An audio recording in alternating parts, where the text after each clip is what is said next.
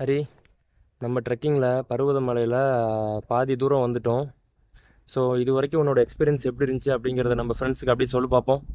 Climate ரொம்ப சில்லுன்னு எதிர்பார்க்காத மாதிரி இருக்குது. சூப்பராக இருக்குது. பார்த்தீங்கன்னா நாங்கள் ஒரு பாதி தூரம் வந்துட்டோம். என்ட்ரன்ஸ்லேருந்து ஒரு 1250 படி வந்து பார்த்தீங்கன்னா படியாகவே இருக்குது.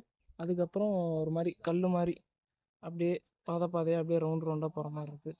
கீழே வந்து ஒரு நல்ல விஷயம் பண்ணுறாங்க. என்னென்னா எல்லா ஒரு நம்ம கொண்டுட்டு வர கேரி பேக்ஸ் எல்லா பாட்டிலுக்குமே அங்கே ஒரு ஸ்டிக்கர் ஒட்டி ரிட்டன் நம்ம தரும்போது 10 ரூபா தராங்க. ஸோ அது ஒரு நல்ல இனிஷியேட்டிவ்.